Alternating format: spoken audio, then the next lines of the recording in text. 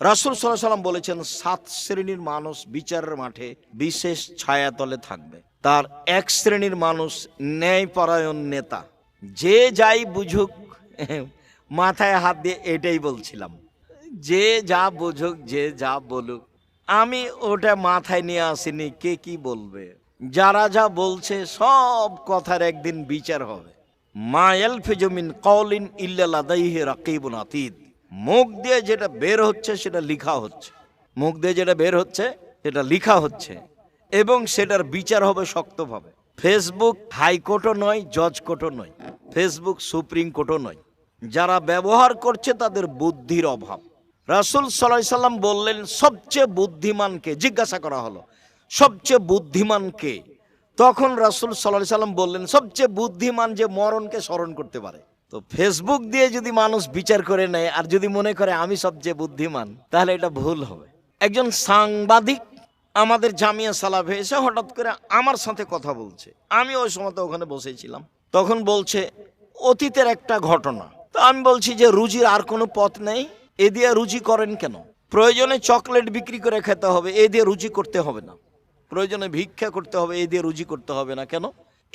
এই কাজের কাজই হচ্ছে মানুষের দোষ ত্রুটি মানুষকে জানানো। আর আল্লাহর নবী বলছেন মান সাতারা মুসলিমান সাতারাহুল্লাহ ফিদ দুনিয়া ওয়াল আখিরাহ।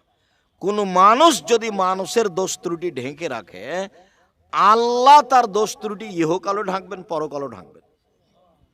তাহলে এই কাজটা কি কাজ? এই কাজটার আসল কাজই হচ্ছে দোষ ত্রুটি মানুষকে কি করা, লিখে জানানো। এটা কোনো কাজ হলো একটা? আর একটা বলি, বিচারের মাঠে আল্লাহ একটা মানুষকে তার হাত দিয়ে এইভাবে অন্তরাল করে নেবেন, কখন দেখতে দিবেন না, দিয়ে তার আমলনামা তার সামনে পেশ করে বলবেন দেখো তো এই পাপ কি তোমার? জি হ্যাঁ আমার পাপ এগুলো। তো তুমি কি বলতে চাচ্ছ আমার ফেরেশতারা অন্যায় লিখেছে? জি না, অন্যায় লিখেনি। তো তুমি কি আমাকে কিছু বলতে চাও? আল্লাহ বলবেন এগুলো। তখন লোকটি বলবে জি না, আমি এগুলো কিছু বলতে চাই না। ও বুঝে নিয়েছে যে আমার জাহান্নাম। তো বলছে না আমি আপনাকে কিছু বলতে চাই না, আর ফেরেশতারা এটা অন্যায় লিখেছে সেটা আমি বলি না।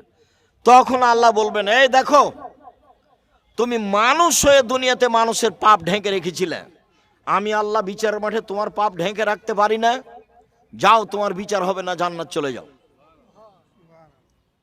পাপ ঢেকে রাখার ফলাফল উপদেশ বইয়ে দেখেন, প্রথম আলোচনাতে এই হাদিস আছে। প্রথম আলোচনায় যাওয়ার সময় তো সবাই গাড়ির পাশে যাবেন, দুটো একটা 2 4 5টা 10টা করে বই নিয়ে যাবেন। উপদেশ বইয়ের প্রথম আলোচনাতে এই হাদিস আছে যে আল্লাহ অন্তরাল করে নেবেন। তো যেটা বলতে যাচ্ছিলাম সেটা হলো এই যে দানি এমন একটা ইবাদত যা দিয়ে জান্নাত কিনা যায়। সালাত আদায় করে জান্নাত পাওয়া যায়, কিনা যায় না।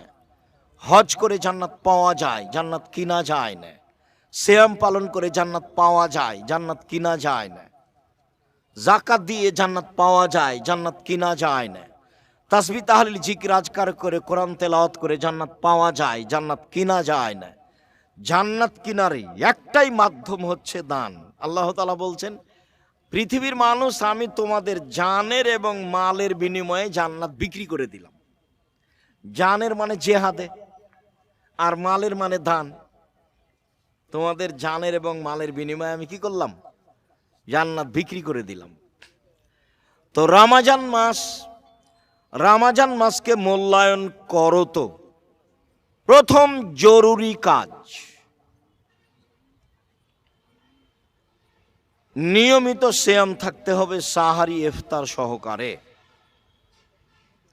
নিয়মিত তারাবির সালাত আদায় করতে হবে।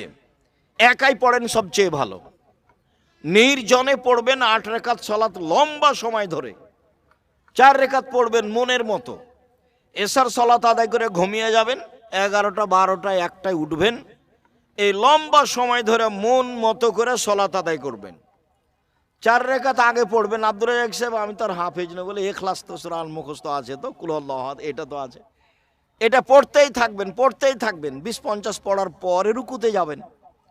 রুকু, তারপরে সিজদা, তারপরে এ হলো 1 রেখাত, আর 1 রেখাত, তারপরে আর 2 রেখাত, তারপরে বিরতি।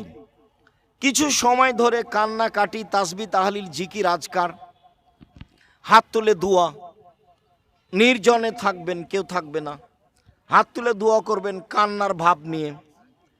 তাহলে দেখবেন যে আপনি আপনার কথা বলে নিতে পারছেন।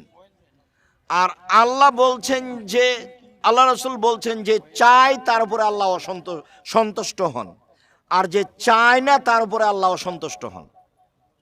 আবার একটু বলি, যে চায় তার উপরে আল্লাহ কি হন? সন্তুষ্ট হন। আর যে চায় না তার উপরে অসন্তুষ্ট হন। মুখ খান বন্ধ করে চুপটি লেগে থাকবেন কেন? রমজান মাস, বেশি বেশি কিছু বলেন। আমার একটা পরামর্শ শোনেন, রাতের 3 ভাগের 2 ভাগ পার হওয়ার পর আল্লাহ নেমে আসেন আপনার সাথে কথা বলার জন্য। তিনি 3টা কথা বলেন, তার একটা বলেন, কিছু চাও? কিছু চাও নাকি? বলো, দিব। কিছু চাও? চাও নাকি? চাও, দিব।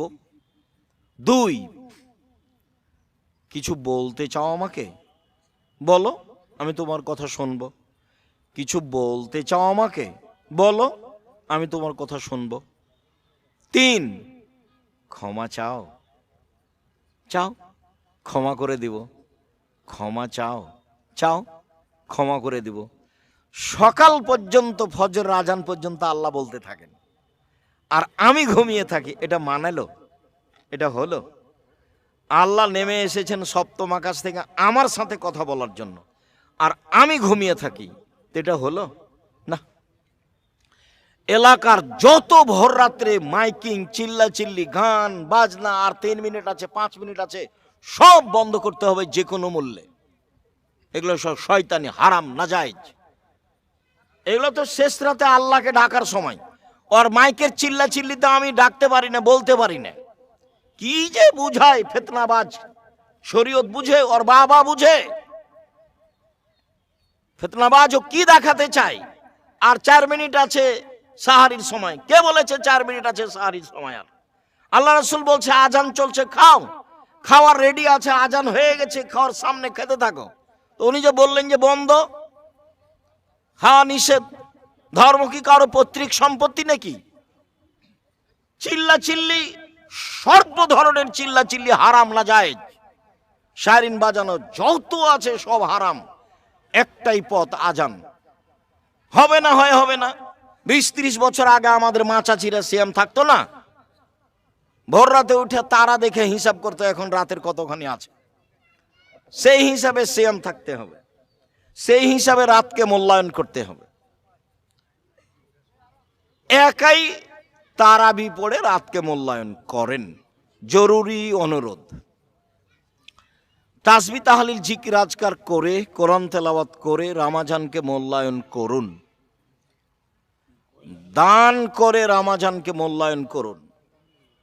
আল্লাহর নবী রমজান মাসে ছিলেন পূর্ব দিকের চেয়ে বেশি দানশীল, পূর্ব দিকের বাতাসের চেয়ে। এইটা আবার কি কথা? পূর্ব দিক থেকে বাতাস প্রবাহিত হলে সব কিছু তরুতাজা ভালো থাকে, গাছপালা, মানুষজন। তো পূর্ব দিকের বাতাস যত উপকারী, আল্লাহ রাসূল রমজান মাসে তার চেয়ে বেশি ছিলেন দানশীল। তো রমজান মাসে দান করুন।